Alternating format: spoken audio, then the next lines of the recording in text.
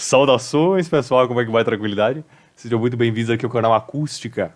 Neste vídeo, resolveremos aqui o problema 3.2 do Moisés, volume 2. Problema sensacional de oscilações. Esse problema eu tenho um carinho especial por ele, viu? Vamos resolver ele, vamos resolver. Venha comigo. Ó, uma partícula de massa m está suspensa do teto por uma mola de constante elástica K e comprimento relaxado L0, cuja massa é desprezível. A partícula é solta em repouso, com a mola relaxada. Tomando o eixo OZ orientado verticalmente para baixo, com a origem no teto, calcule a posição Z da partícula em função do tempo. Ou seja, ele quer saber quem é Z de T. Ele quer saber quem é Z de T, para ele poder dizer assim, ó, não, daqui a 10 segundos ele vai estar em tal posição, por exemplo. Muito, muito legal. Então, o nosso sistema ele tem mais ou menos essa cara daqui, com a origem no teto e o eixo Z apontando para baixo, né, apontando para a partícula, a mola aqui com constante K, comprimento natural L0 e a gravidade. A gravidade. A gravidade vai atuar no sistema. Então não é simplesmente um oscilador massa-mola que a gente já poderia direto dizer que é um MHS. Concorda? A gente tem que analisar o papel da gravidade e ver se de fato esse sistema vai executar um MHS, né? Pense comigo o seguinte: o sistema é solto com a mola relaxada, ou seja, não tem força elástica, só tem a força-peso atuando no sistema. Então, quando você soltar, o peso vai fazer com que a partícula desça, certo? Mas quando a partícula desce, a mola está sendo esticada. E isso vai gerando uma força elástica cada vez maior, até um ponto que a força elástica se equilibra com a força-peso, mas nesse ponto a partícula ainda tem velocidade, então ela vai continuar descendo, mas a força elástica vai aumentando. Agora a força elástica é maior do que o peso, então ela vai reduzir sua velocidade, né? A força resultante sobre o sistema vai ser para cima, então a partícula vai ali desacelerando, ficando mais devagar, até chegar a um ponto mais baixo, depois volta, e aí tende a ter essa oscilação, né? Será que essa oscilação é do tipo MHS? Vamos ver aqui então. Mas antes de a gente escrever a segunda lei de Newton para ver se ela obedece à equação do MHS, né? A gente pode calcular qual seria essa posição de equilíbrio embaixo do L0, né? Embaixo do comprimento natural da mola, para que o peso se iguale à força elástica. Vamos calcular então. Um cálculo da posição de equilíbrio, que eu vou chamar de Z0, beleza?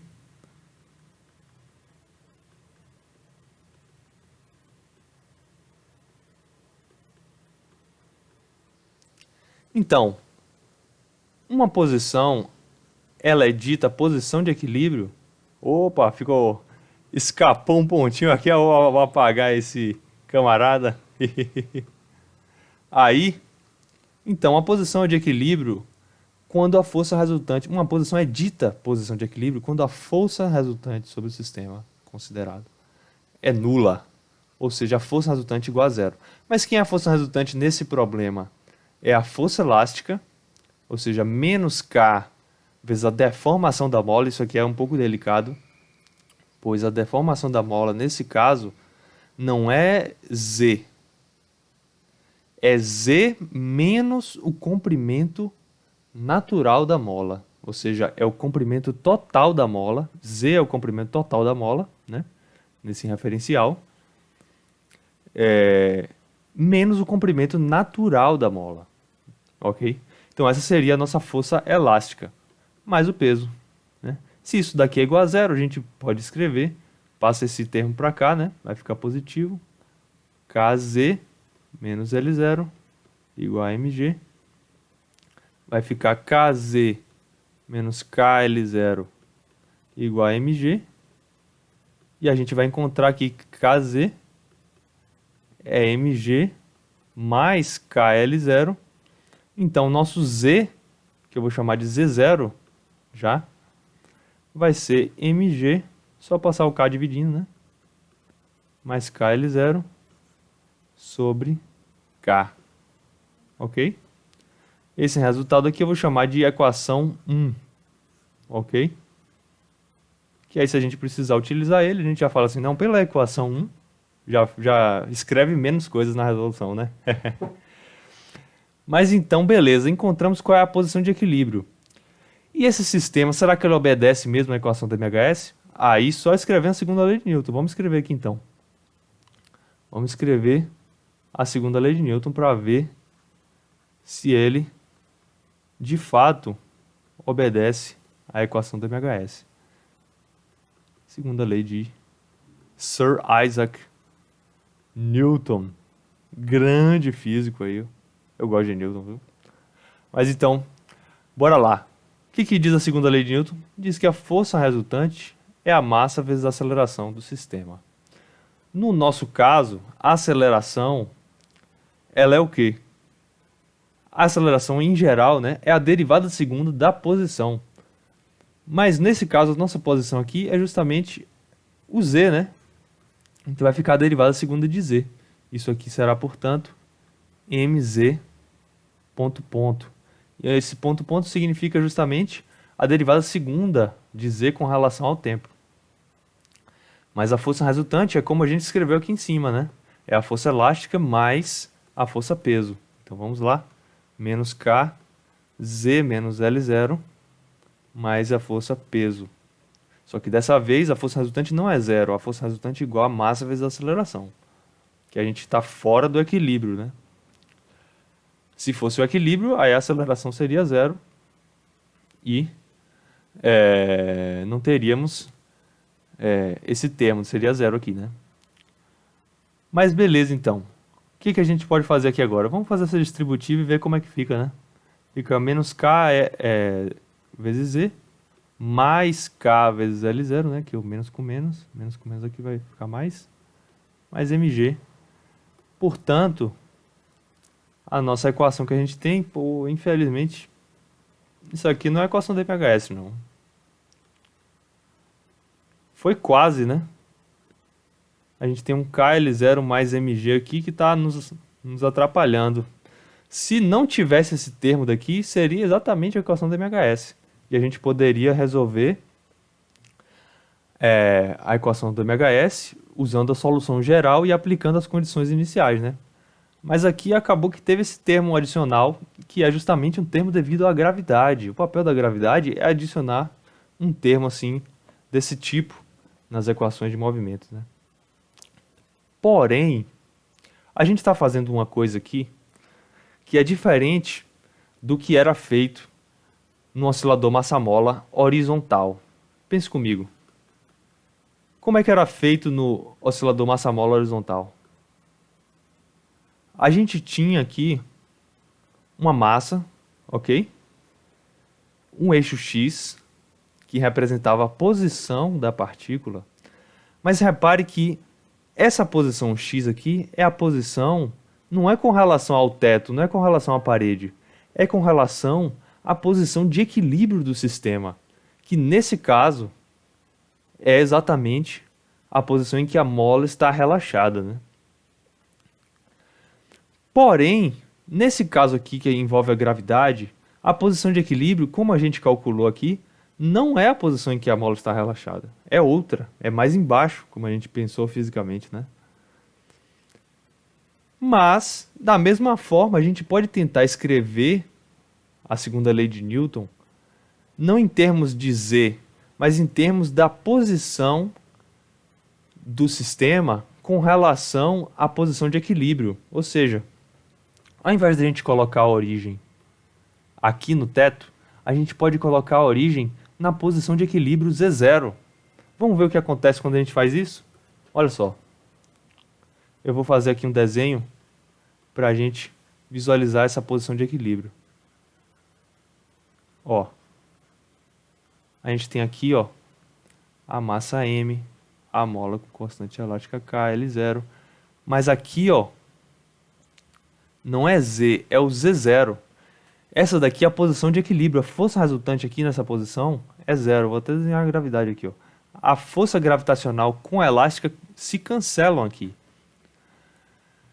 E a gente pode fazer o seguinte, a gente pode estabelecer uma nova origem aqui e medir a posição do bloco, né, da partícula de massa m, a partir daqui. Ou seja, o nosso z, né, o z da partícula, em geral, seria quem, né?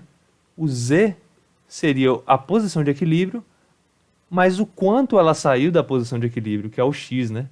Igualzinho aqui é o nosso sistema massa-mola horizontal, onde a gente media o x a partir da posição de equilíbrio, ok? Então, se a gente fizer essa mudança de variável aqui, ó, a gente vai modificar a segunda lei de Newton e a gente pode obter a segunda lei de Newton como a gente obteria aqui no caso do oscilador massa-mola horizontal, né? Ou seja, tudo em termos da posição com relação à posição de equilíbrio. Vamos ver se isso vai, o que isso vai resultar, né? Agora, ou seja, essa é uma tentativa de simplificar o nosso problema, né? De tentar, de repente, sumir com esse termo daqui, encontrar que é um MHS, mas a gente não sabe, né, se vai funcionar. Mas, vamos ver, né? Então, vamos aplicar, então, essa mudança de variável, né? A gente vai ter primeiro que o Z0 é uma constante, né? Então, quando a gente derivar, essa constante vai embora. Ou seja, z ponto ponto é igual a x ponto ponto. Concorda? E além disso, o nosso z é igual a z0 mais x. Se a gente substitui, então, eu vou chamar essa aqui equação de 2.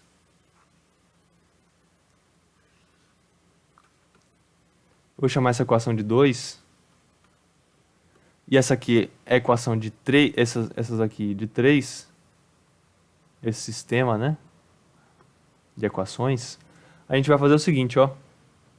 Substituindo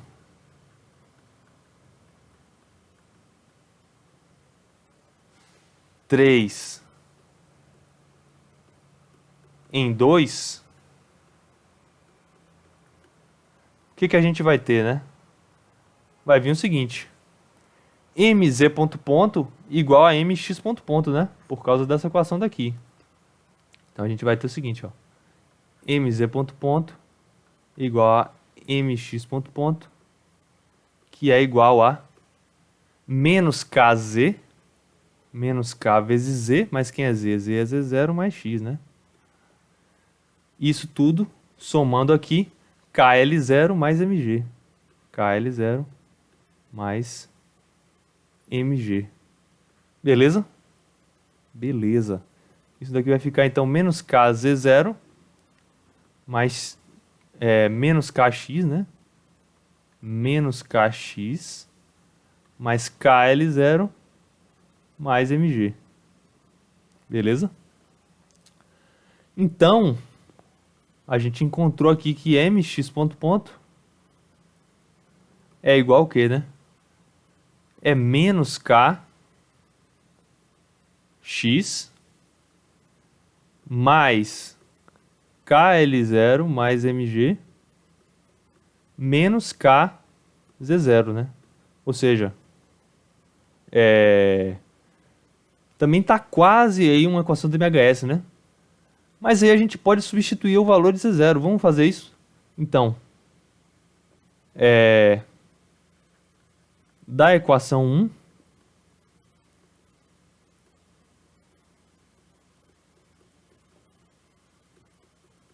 a gente tem qual resultado, né? Da equação 1, a gente sabe que o Z0 é mg mais KL0 sobre K. Olha só. Não sei se você está visualizando o que vai acontecer aqui. Mas isso daqui é bonito demais, meu chapa. Poxa. Olha só. KL0 mais MG menos K que multiplica o Z0, né? Quem é o Z0? Vamos ver aqui. Mg mais KL0 sobre K.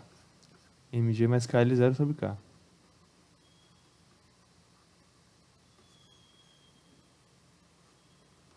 Agora, olha só, cortou aqui. A gente vai ter que... Não sei se você já está visualizando. Vai nascer, vai nascer. Ó. Mais KL0 mais Mg. Menos o quê? Mg mais KL0. Ou seja, cancelou, velho. Ou seja, Mx ponto ponto de fato é menos Kx. Ou seja, o sistema realmente vai descrever um MHS em torno da posição de equilíbrio, Z0. Olha só. Esse resultado aqui é sensacional. Ou seja, mesmo com gravidade, o sistema vai ter um movimento harmônico simples, só que dessa vez não em torno da posição em que a mola está relaxada, mas sim em torno da posição de equilíbrio. Massa, né? Então, como é que a gente pode proceder para finalizar a resolução desse problema e encontrar quem é o Z de t, né? Que é o que o Moisés pede. O que o Moisés quer é o Z de t.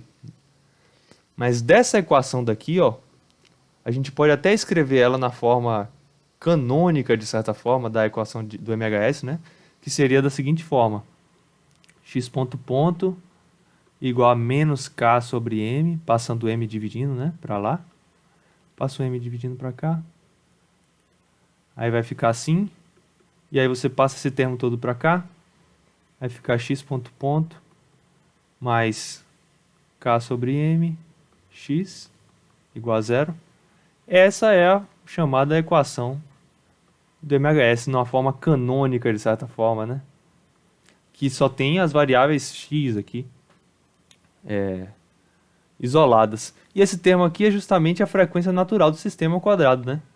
Ou seja, a gente já tem aqui a frequência natural do sistema. Maravilha, maravilha. Isso aqui é lindo demais, gente. A física é linda demais. Isso daqui é os fundamentos da acústica, né? Porque a acústica é o som vibrando, são várias oscilações. É lindo demais, eu adoro mesmo essa questão e esse assunto, viu? Eu espero que você esteja gostando aí também. Mas então, vamos resolver essa equação do MHS, ok? Utilizando a solução geral da equação do MHS. A gente vai ter aqui o nosso item 3, então, que é o cálculo de x de t. Vamos calcular de x de t a partir da solução geral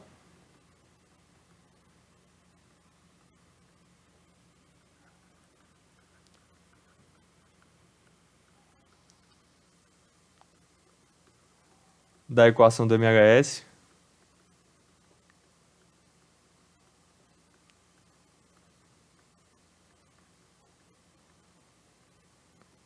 e também das condições iniciais, né? A gente vai aplicar as condições iniciais na solução geral para obter a solução específica desse problema, que nem a gente fez no problema 3.1. Vou até deixar aqui no card, caso você queira dar uma conferida. Mas beleza, vamos lá. E das condições iniciais.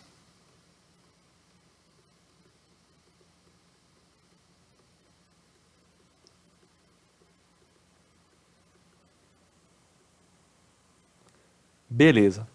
Qual é a solução geral da equação do MHS? É uma combinação linear de senos e cossenos com a frequência natural do sistema.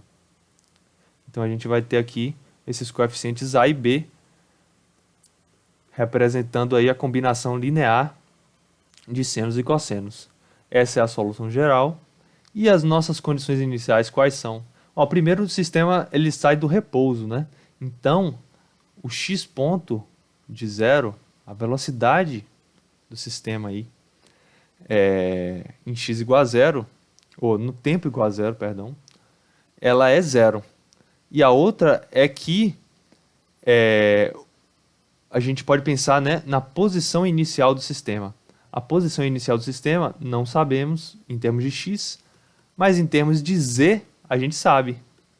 Z de zero é o próprio L0, né? Ele fala que solta o sistema quando a mola está relaxada. E o Z0 é justamente... O Z de zero, isso pode até haver uma confusão aqui, gente. O Z0 não é o Z de zero, não. O Z0 é a posição de equilíbrio. Mas o Z de zero, ou seja, o Z no instante t igual a zero vai ser a posição de equilíbrio, mais o x de zero. Ok? Então a gente sabe aqui já que o x de zero é L0 menos Z0. Ok? Essa seria a nossa segunda condição inicial. Uma condição inicial, duas condições iniciais.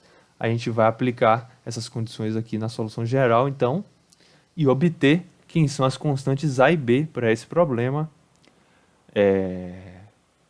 de calcular aí um problema de valores iniciais, né? Beleza, beleza, beleza. Vamos fazer isso aqui então. Então eu vou dizer o seguinte, a primeira parte seria, eu vou começar por essa segunda aqui, tá? Que ela me parece um pouco mais agradável. Não ter que derivar ainda, né? Então a gente diria x de zero, pela solução geral, é quem, né? É A vezes o cosseno de zero, mais B vezes o seno de zero. Seno de zero é zero, então esse termo inteiro aqui vai zerar, ok? E o cosseno de zero é 1. Então isso aqui vai ficar A vezes 1 simplesmente, ou seja, o x de zero é A. E a gente já encontrou aqui que é L0 menos E0, né? Portanto, nosso primeiro resultado é o seguinte, que A ele é L0 menos E0, que pela equação 1, vamos ver de novo aqui quem é, né? Quem é Z0 pela equação 1. Z0 é mg mais KL0 sobre K, né?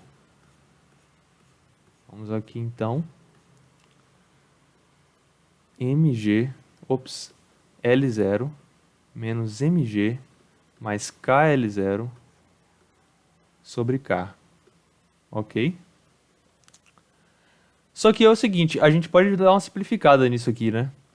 A gente pode fazer o seguinte.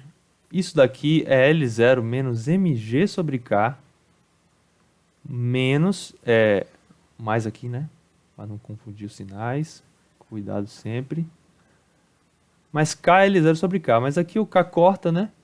Vai ficar então que o A é L0 menos mg sobre K.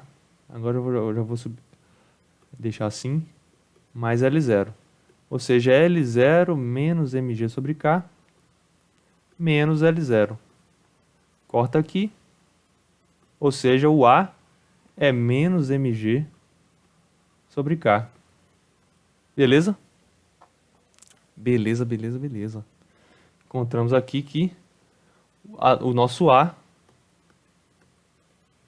portanto, né? O A é menos mg sobre K. Beleza.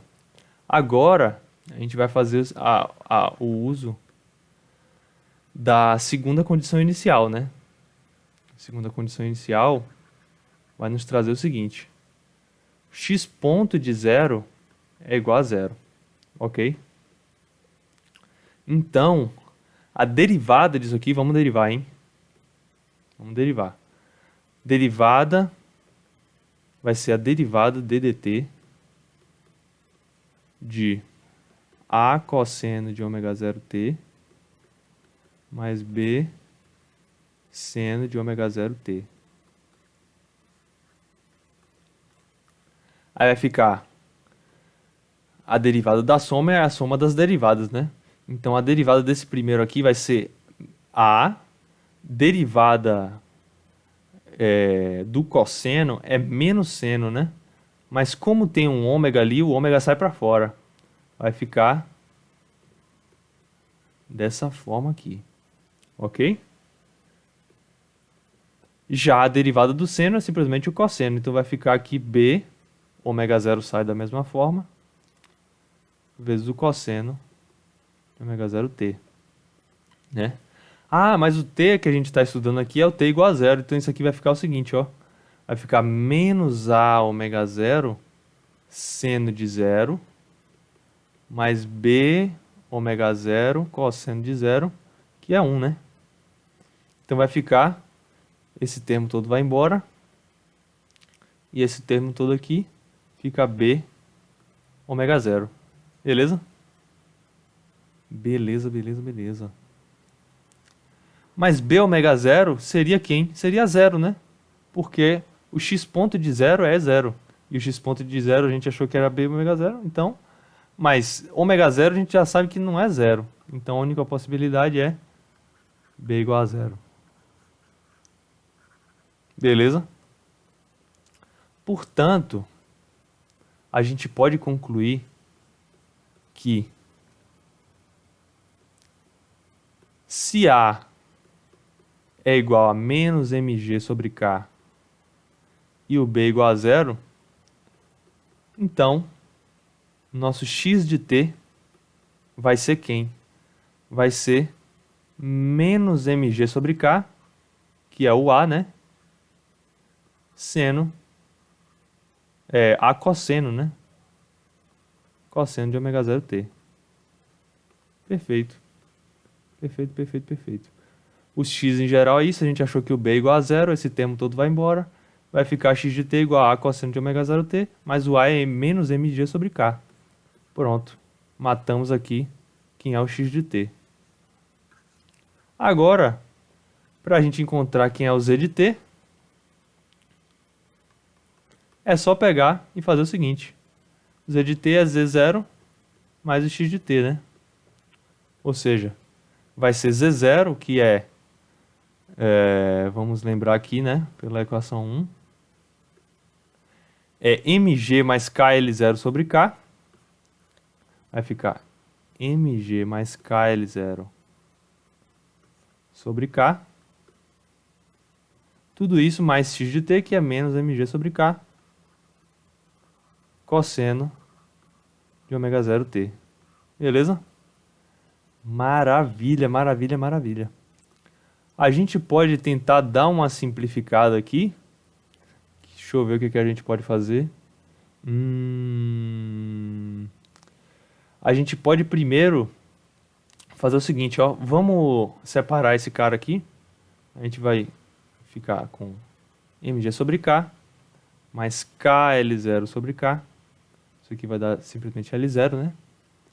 Menos mg sobre k, cosseno de ômega zero t. Então isso daqui vai ficar mg sobre k, que multiplica 1, né? Aqui tem 1. 1 menos o cosseno de ômega zero t, mais L0 aqui, né? L0 que sobrou. Portanto, a gente conclui aqui que o z de t ele é mg sobre k, multiplica 1 menos o cosseno. Vou até desenhar o colchete aqui, né? Que já tem parênteses dentro. 1 menos o cosseno de ômega zero t mais L0. Olha só. Esta é a nossa querida solução do problema 3.2. Então, veja, de fato, Z de t não é um MHS. Não é... Se a gente descreve a posição por Z de t, não vai ser simplesmente um MHS. Mas se a gente descreve a posição em relação à posição de equilíbrio do sistema, aí é um MHS puro, certo? Não tem esses termos constantes adicionados aqui, né? Então, fica a lição, né? Quando a gente tem a gravidade, o sistema ele continua executando um MHS, né? Mas em torno da posição de equilíbrio do sistema. Se a gente mede com relação ao teto, não seria um movimento harmônico simples